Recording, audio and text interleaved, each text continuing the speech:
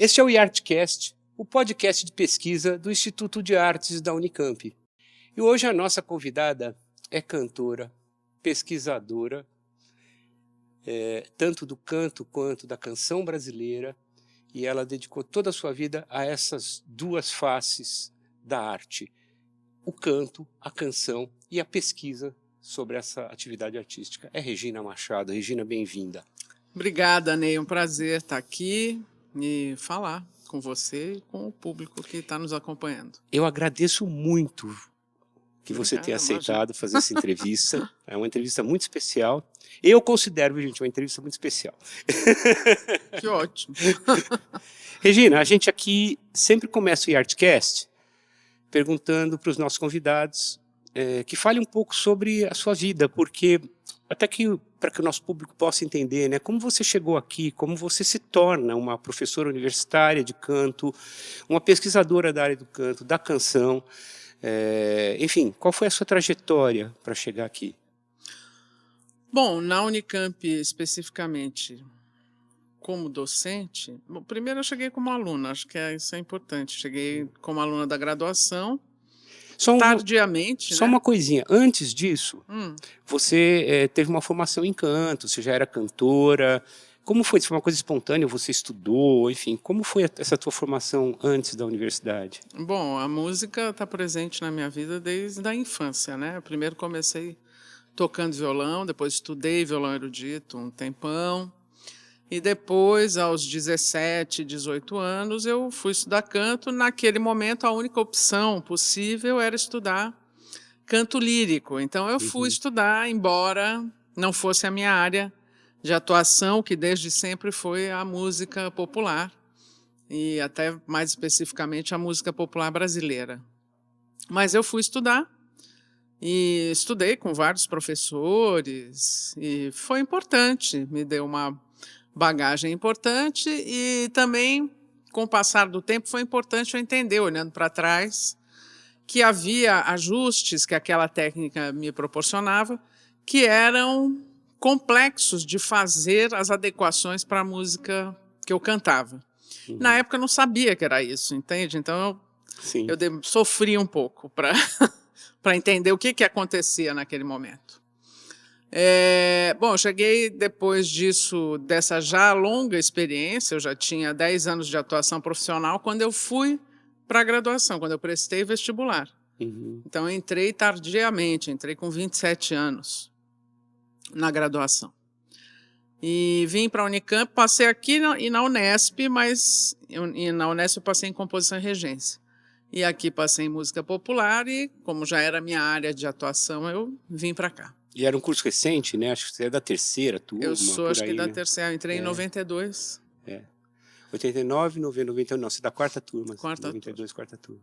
Tá. Então, e foi um pouco irônico também, porque eu entrei e a professora de canto era a Luciana Souza. Isso.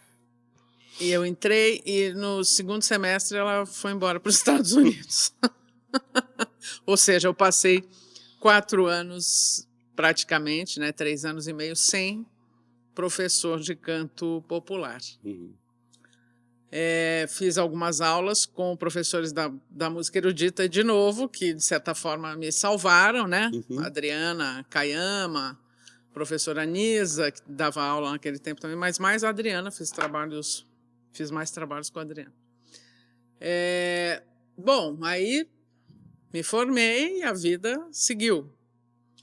Em 2001, eu estava fazendo um ensaio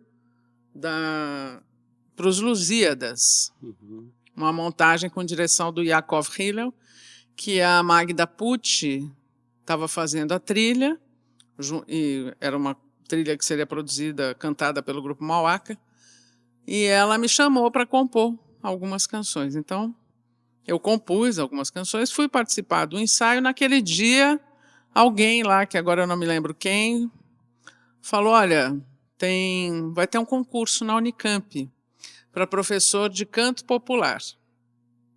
E não precisa ter titulação. Era o mestre artista. Né? Exatamente, era da carreira MA.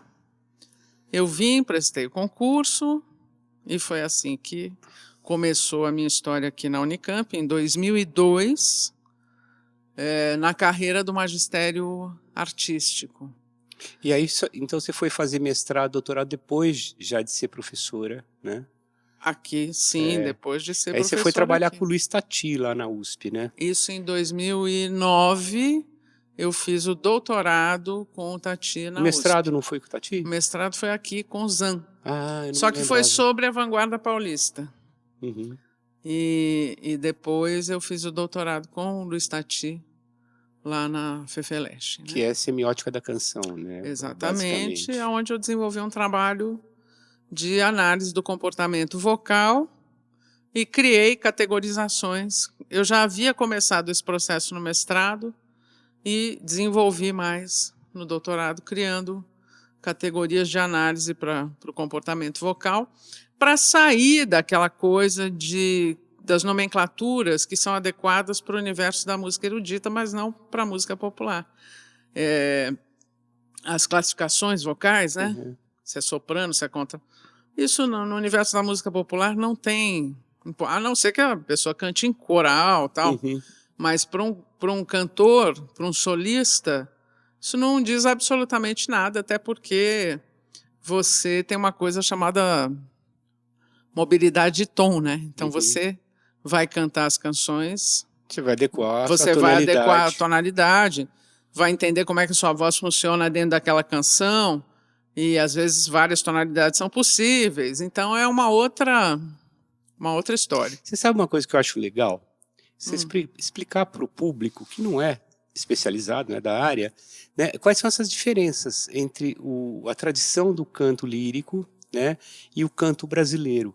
Né? Não é nem canto de música popular, é o canto brasileiro, que eu acho que também tem peculiaridades, se você Sim. compara com a tradição norte-americana, por exemplo, né? Sim, enfim. sim. Como é que você enxerga isso?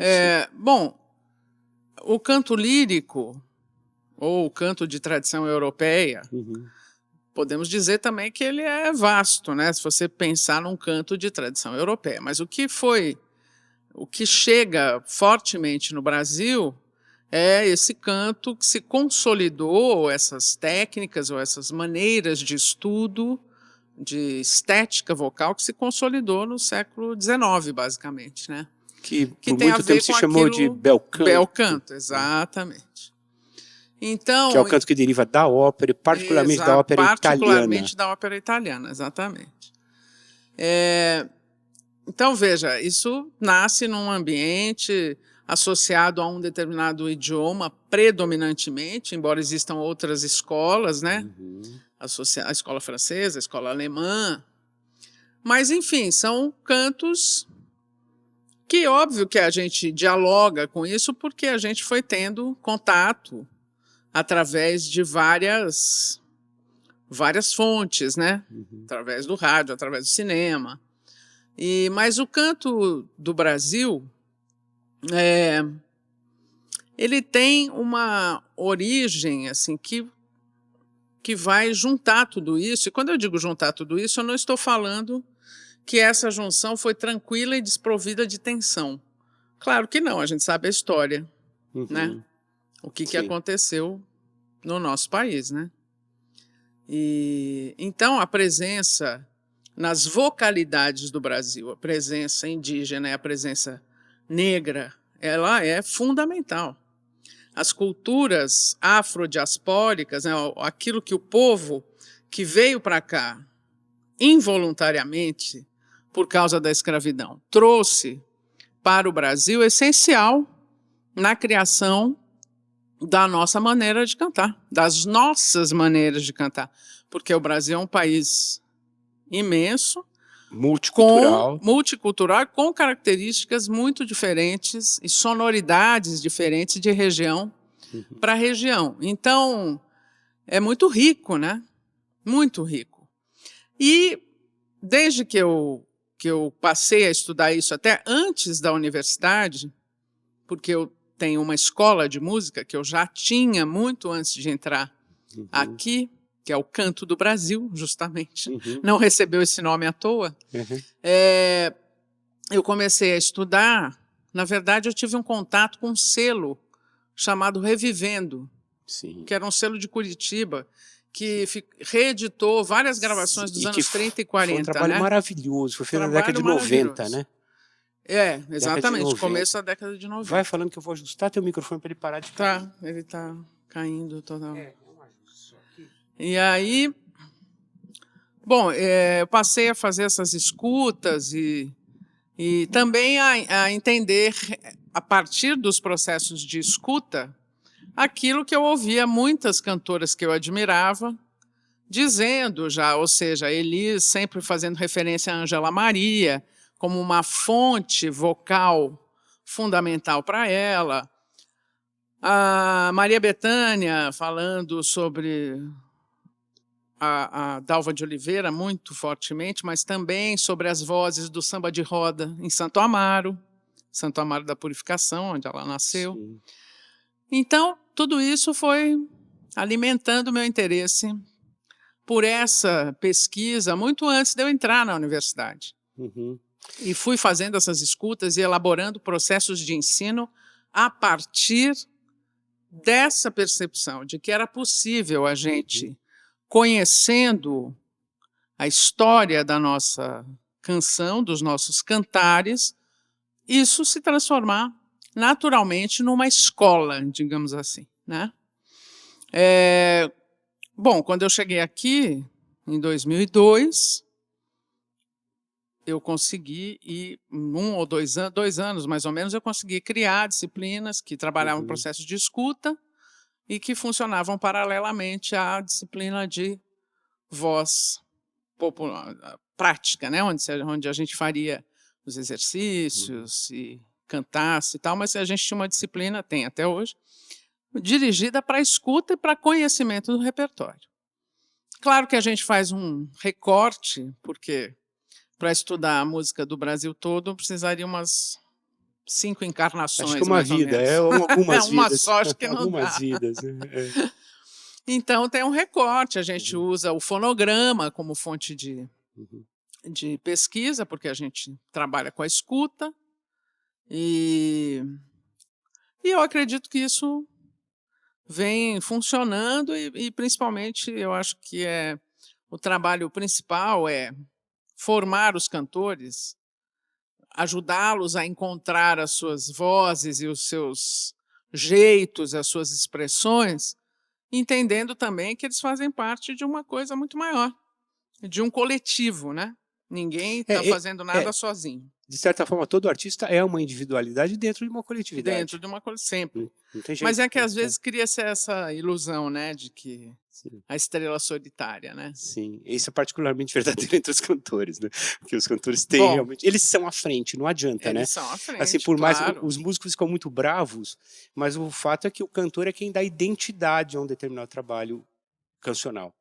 Porque de certa maneira o trabalho é do cantor.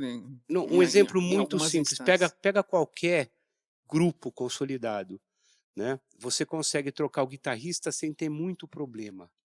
Você consegue trocar os instrumentistas sem ter muito problema, né? Mas se você troca o cantor, perde a identidade. De um modo geral, sim. Sim. Porque a voz, o timbre que você tem daquele grupo vem daquele cantor. É porque se dispõe. Mas isso é uma regra, mas que tem várias exceções, né? Basta ver o Sepultura, exceções. que conseguiu trocar, né?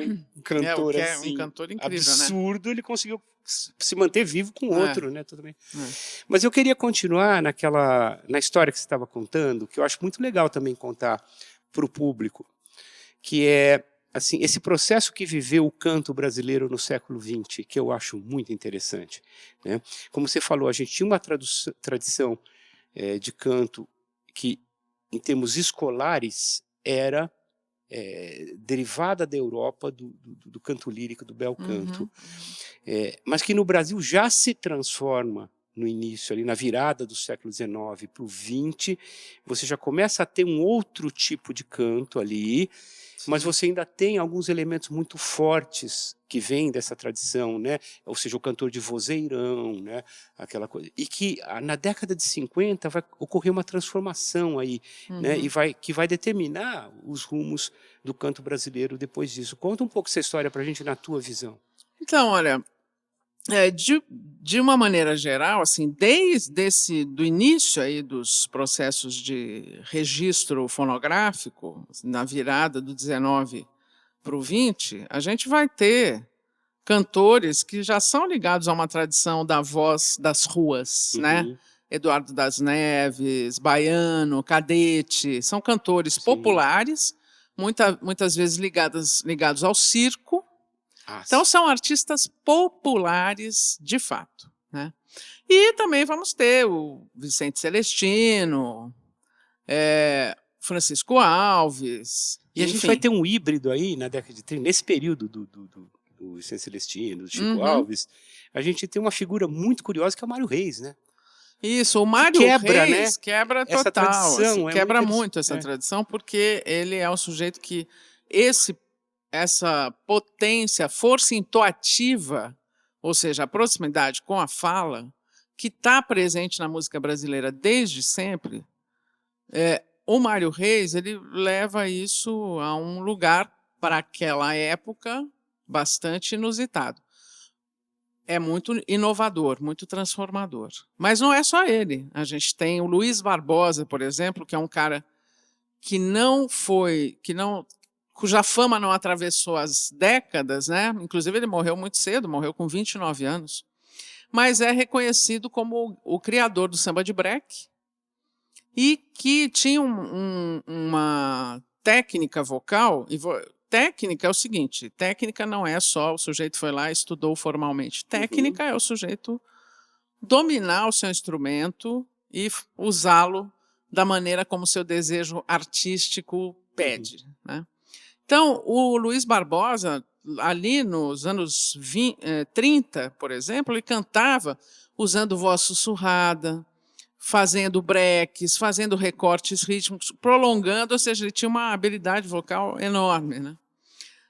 Então a gente vê esses trânsitos, por exemplo, Araci Cortes, né, que era uma cantora, era uma atriz do teatro de revista e que se torna a primeira cantora brasileira, assim, cantora efetiva, que gravou e que consolidou uma carreira, né? Houveram outras, mas ela, naquele momento, é a primeira a se consolidar e que se torna uma referência para Carmen Miranda depois.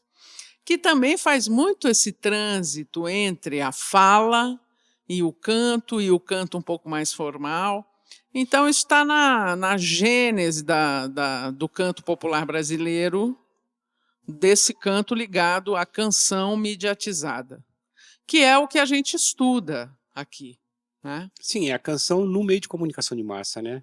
Na época, o Exatamente. rádio, né? E depois a Aliás, eu acho que assim, televisão. pouca gente sabe disso, mas assim, o próprio conceito que a gente tem hoje de música popular é um conceito que só surge no contexto da música industrializada, Claro. né? Porque antes a gente fala, sei lá, de música ancestral, folclórica, ou, né? Folclórica, que é um termo Que é que um termo que hoje está fora de está fora moda, total, mas está fora de mas de moda, mas música era como a gente tradicional, via, né? A gente só consegue ter esse conceito de canção popular como a gente tem hoje a partir do Ligado à mercado indústria. fonográfico, depois ao rádio e Uhum. comunicação de massa, Sim, né? totalmente. Então é um processo muito interessante. Bom, aí a gente chega na década de 50 e a gente vai ter um recorte importante na década de 50, que é o João Gilberto, né? Final da década de 50, com a É. bossa nova. Antes disso já começam as mudanças, né? Uhum. Porque a partir da metade dos anos 40, você vai ter Dick Farney, Lúcio Alves, Nora Ney. São vozes que já atuam em regiões mais graves Uhum. e que já começam a conversar com esse canto que não abraça essa coisa da potência Elisete vocal. Cardoso foi importante no processo Elisete, também. fundamental, fundamental. E o que traz de novo? Só estou falando, né? Porque assim, eu sei que no nosso público nem todo mundo sabe essa história, sabe? Eu acho importante a gente contar. Bom, em 58 a gente vai ter 2 discos que se tornam marcos desse processo de transformação da música popular mediatizada, que são Canção do Amor Demais, Da Elisete? que traziam os jovens compositores Vinícius de Moraes e Tom Jobim, Sim. desconhecidos. Vinícius era poeta e era diplomata, não era compositor, muito menos popular, né? O que causou um ruído na época. E o Tom era um músico, arranjador da noite, que também ninguém sabia quem era, mas convidaram para o disco a voz que já era notável, que ela já era conhecida, da Elisete Cardoso, que veio para dar credibilidade à obra, né? E nesse mesmo ano a gente tem também o lançamento do disco Chega de Saudade, do João Gilberto. Que são os marcos que inauguram a Bossa Nova. Exatamente. Né? Para quem não sabe. Os 2 marcos que inauguram a Bossa Nova, que vai tratar desse aspecto mais minimalista no universo da canção, né? Então, nada de arranjos tão ruidosos, tem um investimento na seção de cordas, as vozes muito mais econômicas no que diz respeito à potência, mas muito mais rigorosas do ponto de vista do caminho musical, minimamente, um rigor com afinação, né? com uma limpeza que não obstrua ou que não comprometa a compreensão da canção em si, ou seja, malabarismos vocais, excessos de ornamentos, tal, tudo isso vai cair por terra. Um canto limpo, né? Exatamente, com a Bossa Nova. Legal. Por isso que a obra do João Gilberto é tão cultuada, né? E que aí, no caso dele, além de tudo, tem uma relação que é essencial no universo da canção brasileira, que é a relação voz e violão.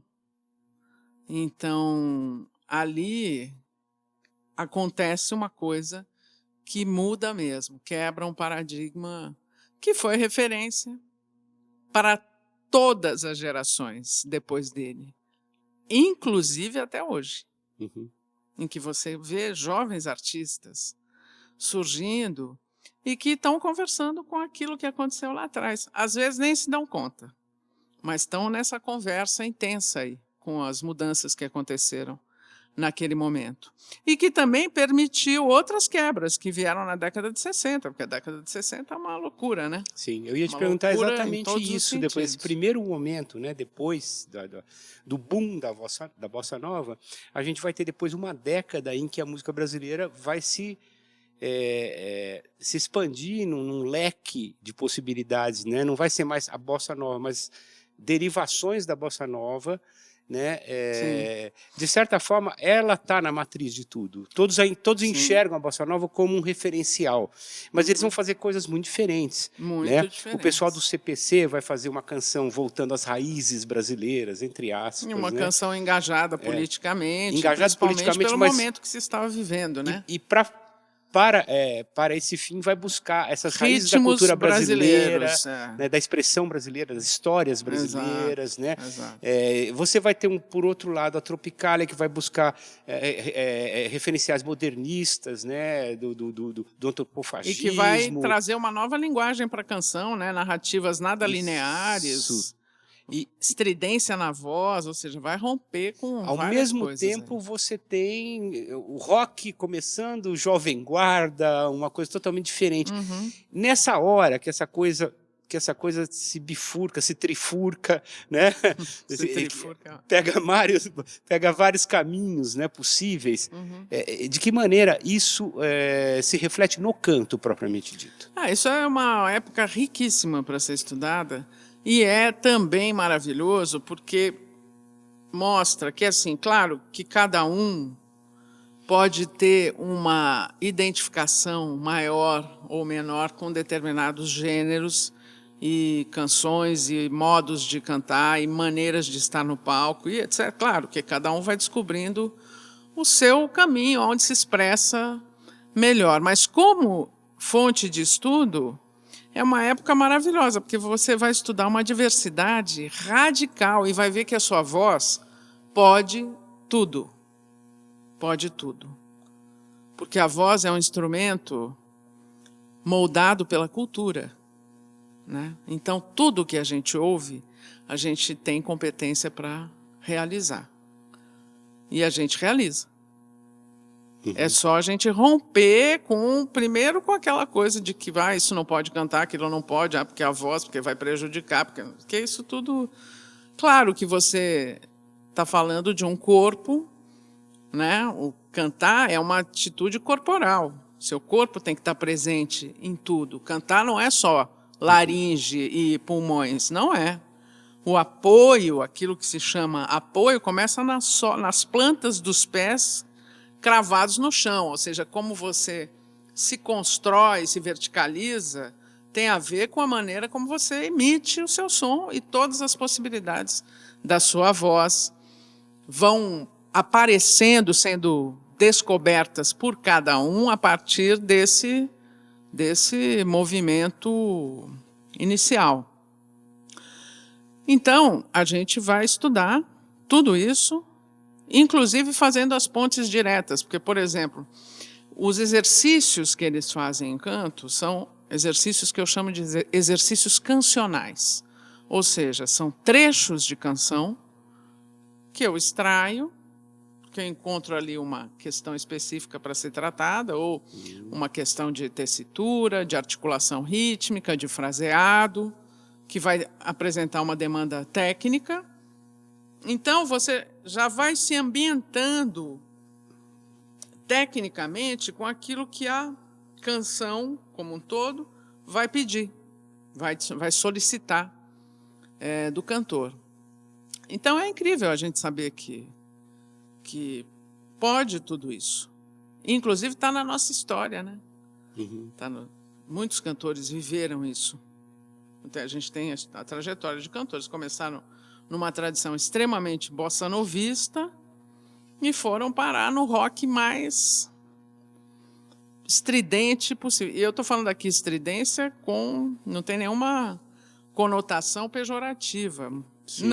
Não é julgamento de valor, né? De jeito nenhum, porque som, o grito sonoridade. faz parte, é uma sonoridade fundamental no cantar, né? E, bom, passado isso, né, a gente vai ter uma coisa muito emblemática e que eu sei que você gosta e respeita muito e trabalha muito com isso, que é a vanguarda paulista.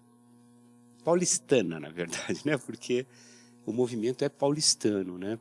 E eles trazem uma proposta de canto ou propostas diferentes da tradição toda que a gente tinha até lá, né? Você pode falar um pouco sobre eles? Sem dúvida. Bom, a vanguarda paulista, ou paulistana, ou como diria uma amiga minha, a vanguarda londrinense, que aconteceu em São Paulo. Porque a Rigo vende, né? Ou a vanguarda brasileira, que aconteceu em São Paulo, porque tem a Rigo, TT, Itamar, cada um de um lugar, né? Enfim. A vanguarda paulista, que foi objeto de estudo meu no mestrado, inclusive. Porque vocalmente, assim, depois do tropicalismo, talvez a gente tenha tido ali, assim, a última expressão de ruptura vocal. Os anos 70 são uma década de consolidação de vários aspectos. Do que veio dos 60. Exatamente, do que veio dos 60. Então, quando chega em 80, os artistas da vanguarda paulista, de novo, propuseram uma loucura. E uma loucura numa proporção como não havia tido, então, na música brasileira. Eu não sei se você teve essa experiência, mas a primeira vez que eu ouvi o grupo Rumo na vida, eu fiquei assim, eu não entendi nada, foi um choque. Eu falei, uau, o que é isso? Que era muito louco, esse limiar entre canto e fala, que é cantado, não é falado. Não é falado, é cantado. Que é cantado, só que eles transitam, e a Ná faz isso maravilhosamente, né? E está no cerne da composição do Tati, enfim.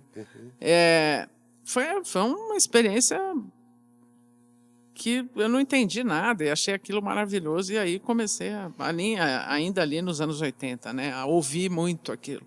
Eu vivi bem de perto esse processo. Eu era adolescente, né?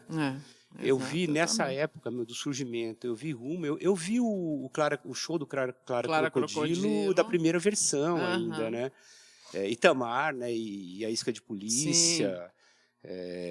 Eu cheguei a tocar no Lira uma vez. Ah, eu também tô aqui. Toquei no Lira Paulistana, É que foi, para maravilhoso, quem não né? sabe, o Lira foi o grande teatro da vanguarda paulista, né? Ali que eles apresentavam, né? A maioria dos shows eram lá, muitos tal. eram. E na USP, né? Acontecia Sim. muita coisa na USP, no E no campus da Equipe, USP. que foi onde eu vi todos, porque eu estudava Exato. no Equipe, eu era aluno do Equipe e eu assisti todo mundo lá, né? Uhum. Então, Então e eles trazem isso, sabe? Que é uma.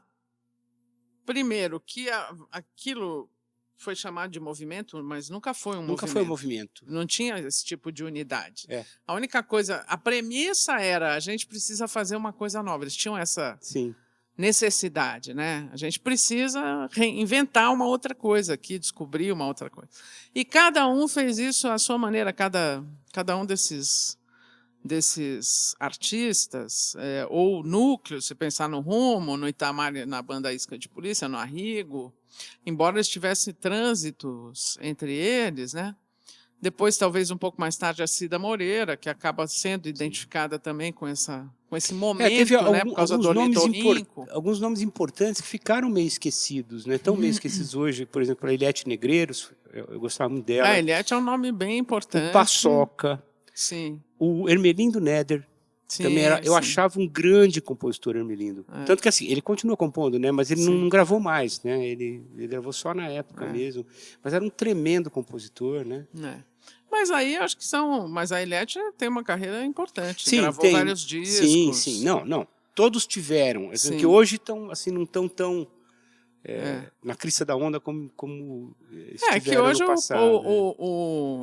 sei lá, o mercado é outro, né? Mas estão aí produzindo, Não, gravando, fazendo disco, fazendo show. Então, não foi, de maneira nenhuma eu quis assim qualificar. Sim, É uma não, questão entendi, assim que mas... alguns, quando você vai ver textos, ler Aham. artigos, tudo, se fala muito de alguns Sim. e se fala pouco de outros que Sim. foram igualmente importantes, né, no período. A TT Espíndola, que é uma figura importantíssima, né? Importantíssima para a vanguarda paulista.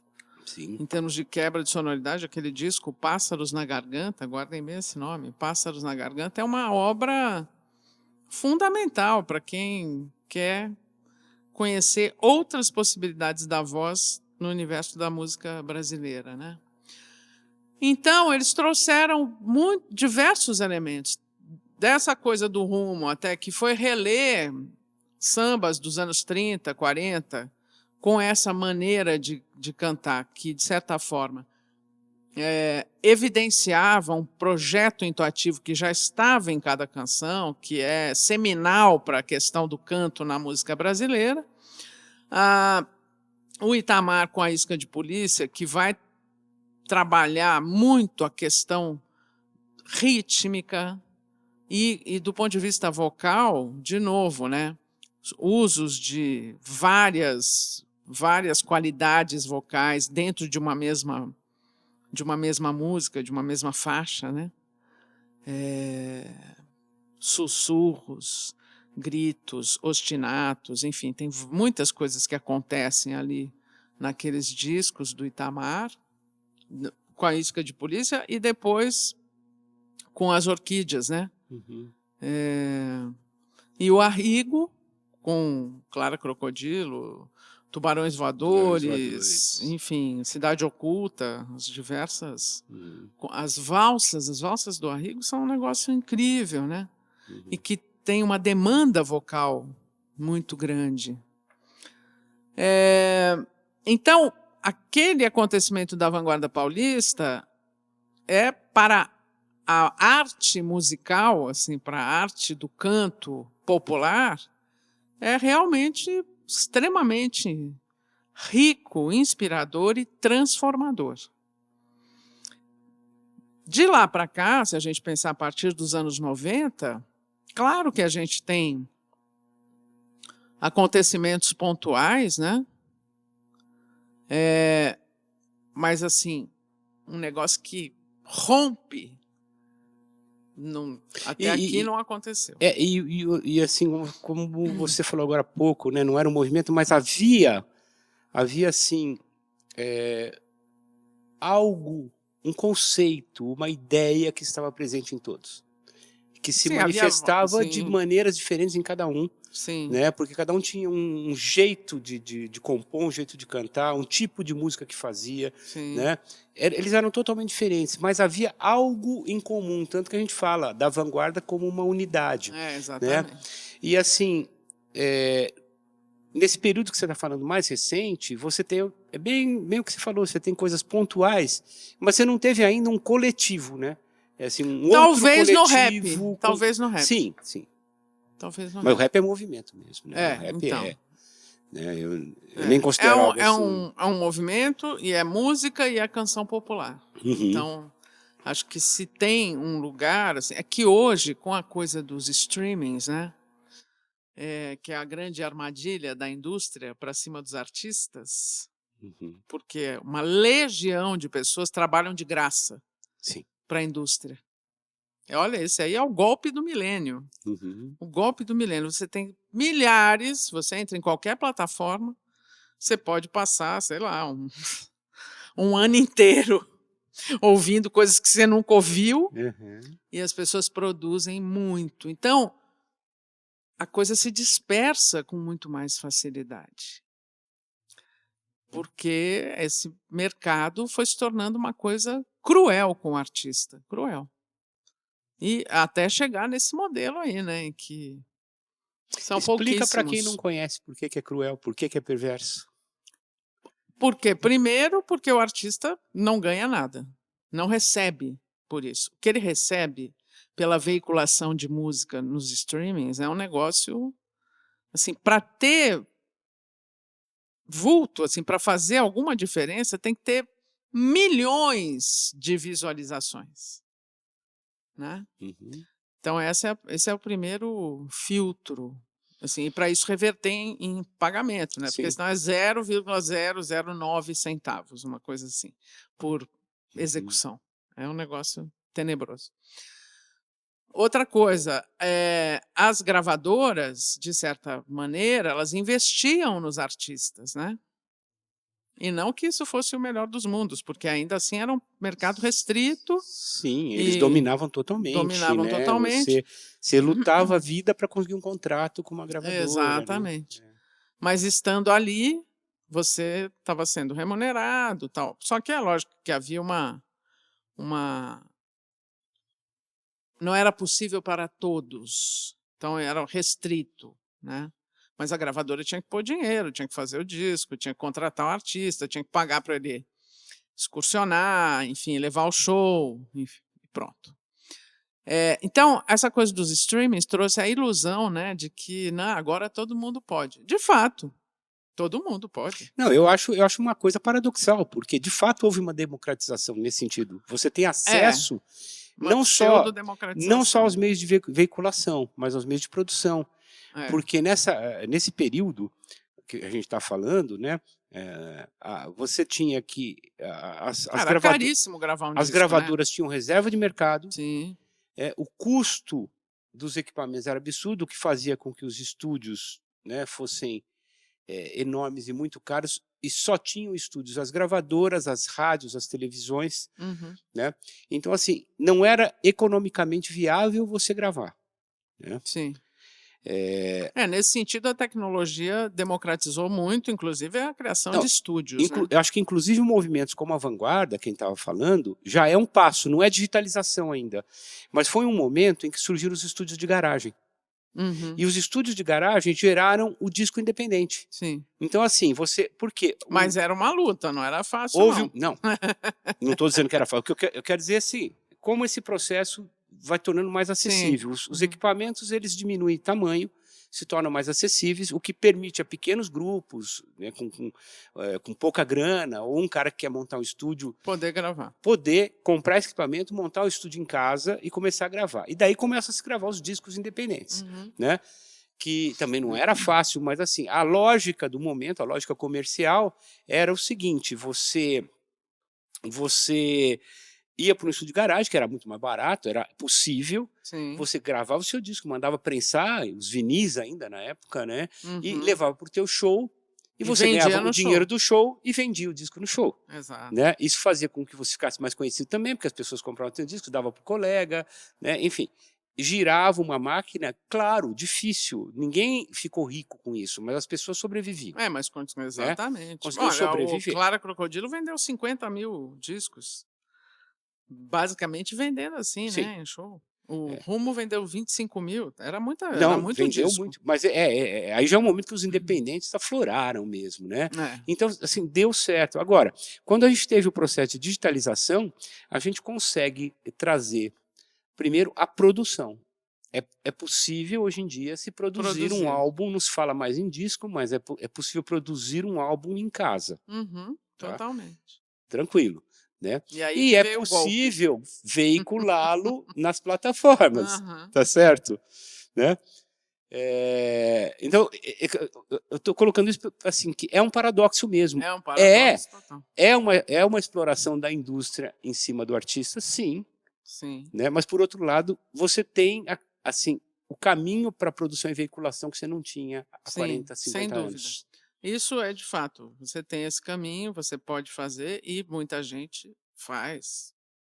Porque também é uma necessidade do artista, né? Precisa criar, precisa botar os filhos no mundo, né? Fazer, enfim.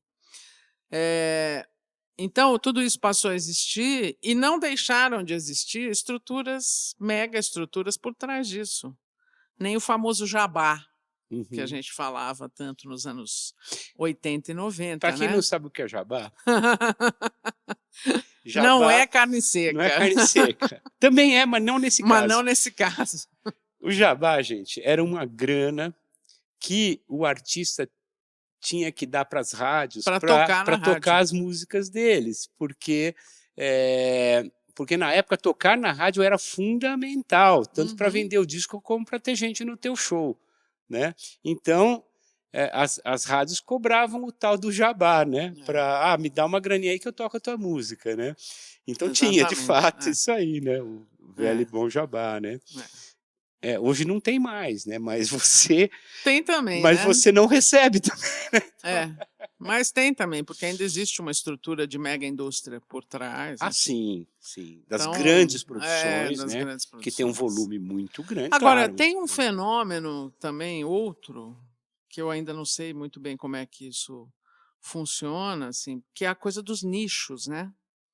Então, por exemplo, você vai descobrir nas plataformas artistas que você nunca ouviu falar e que têm milhões de Sim. seguidores.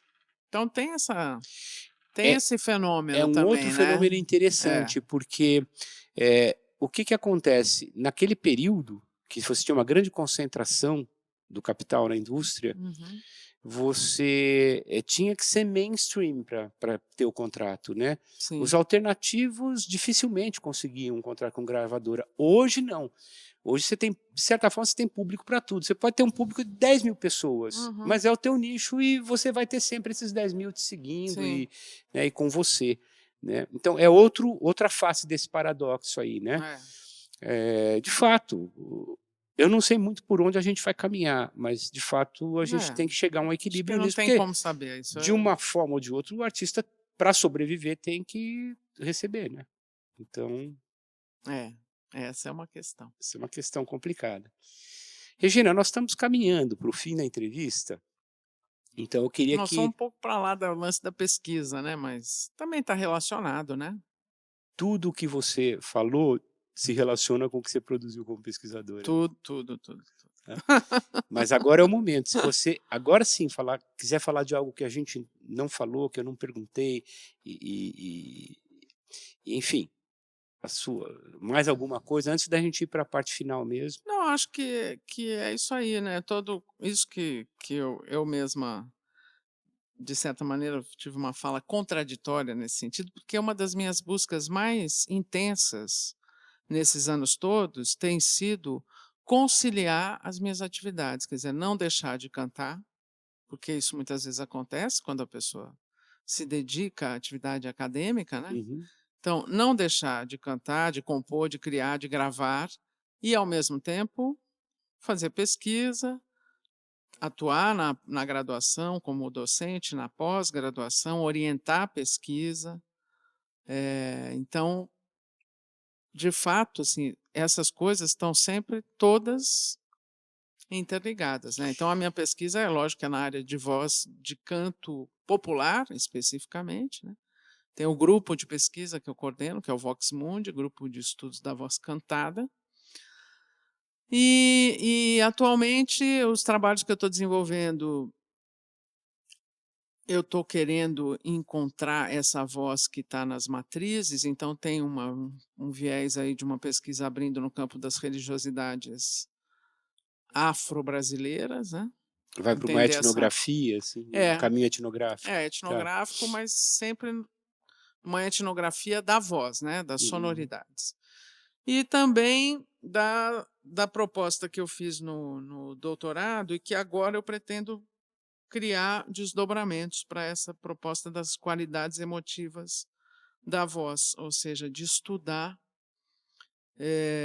como o uso de certos recursos dentro da voz vai ampliando e chega nas pessoas, criando determinadas emoções. Então, no momento, esses são os focos mais Não, muito legal. Eu acho centrais. que mais tarde você pode voltar aqui para falar de já conclusões, resultados dessas pesquisas, Ah, coisas que você descobriu, né? opa, Eu acho muito legal, espero que sim. muito legal. E, bom, a gente caminhando para o fim, então, tem uma coisa que eu sempre peço para os nossos entrevistados, né, perto do fim, que é sugerir algo, né? Que tem a ver com o seu campo, pode ser um livro, um filme, um espetáculo, um álbum, né, sei lá, qualquer coisa que você ache que é legal indicar para o público, né, que nos assistiu até agora, que tem a ver com tudo isso que a gente falou, tá? Bom, acho que Não tem... precisa ser um só também, pode ser 2, 3. ainda bem, eu falo, acho que tem várias coisas que eu indicaria, né? Eu indico, por exemplo, os livros da Eliette Negreiros, justamente, O Amor à Música e o que saiu agora, que é sobre Cartola, Nelson Cavaquinho e Carlos Cachaça. Eliette escreve muito bem e está lançando esse livro agora sobre esses compositores da Mangueira, né? Tá. Você sabe o título do livro?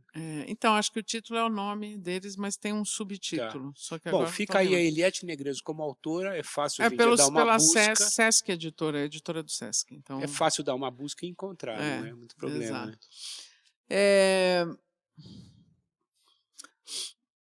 Eu recomendo o documentário sobre o Milton Nascimento, Milton Bituca Nascimento, um documentário lindo para todas as gerações.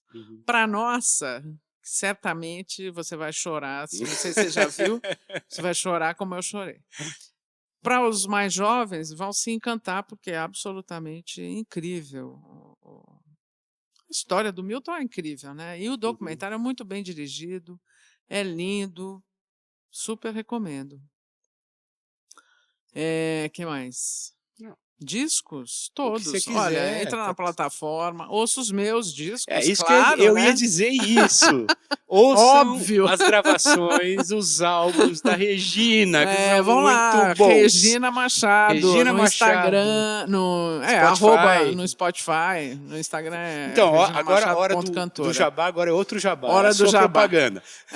Então, aproveita, dá os seus contatos, assim, de Instagram, Ok.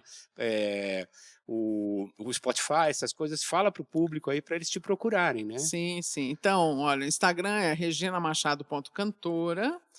E o meu trabalho novo, que é uma parceria com a Consuelo de Paula, que é uma compositora mineira que mora em São Paulo, que nós fizemos várias canções juntas durante a pandemia, canções por WhatsApp. Ela mandava a letra, eu fazia a música, gravava, mandava de volta. A gente lançou um disco chamado Pássaro Futuro, está nas plataformas, ouçam. E a minha discografia está toda lá também, todos os meus discos, são 7 no total, né?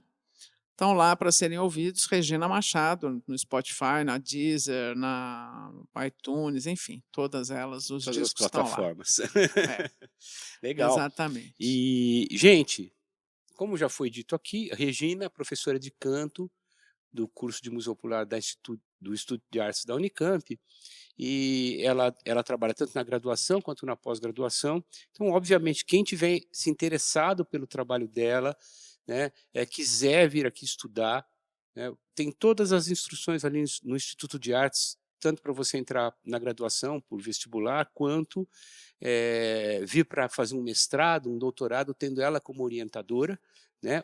As instruções estão todas lá no site do Instituto de Artes, tá? Você se inscreve na seleção e, enfim, é uma universidade pública, qualquer um Sim, pode maravilha. concorrer para estudar aqui, né, e ser aluno É. da Regina, que vou dizer para vocês, é um privilégio, viu? Ser aluno dela. Tá bom? Obrigada.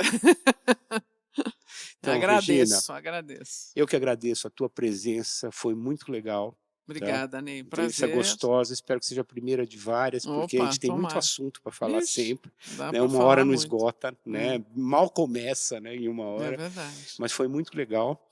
E eu quero agradecer a todos que estiveram conosco até agora, que nos assistiram.